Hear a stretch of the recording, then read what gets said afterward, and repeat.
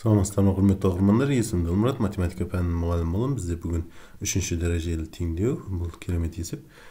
Бұл есепте натурал сандар жиынында түбірі жоқ, сол үшін бүтін сандар жиынында да түбірі жоқ, сол үшін арнайы бір әдісті пайдаланамыз. Бүгінгі видеода сол нәрсені айтып өтемін. Шығарудың екі түрлі әдісі бар.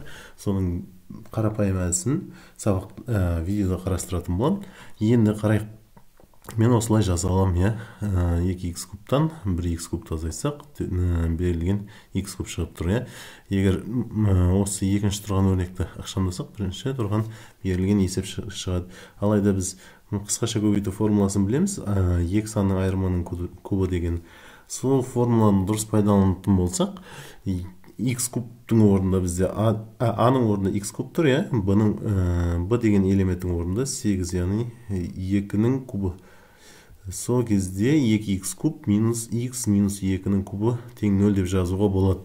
Ендігі мәселе, х табу үшін мен х минус 2-нің кубын оң жаққа өткізейін кері таңбамен, және 3 дәрежелі түбір алайын теңдіктің екі жағынан.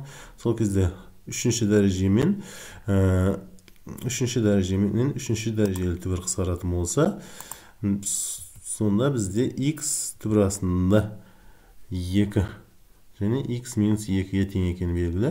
Бұл жердің х-ті табу үшін мен айнымалыларды бір теңдіктің сол жағына жинаймын, және х-ті жақшы сыртына шығаратын болсам, бізде мынандай бір өрнек сан пайда болып тұр. Бұл санды бөлу таңбасымен өткізетін болсам, теңдеудің шешімін таба алдық, я.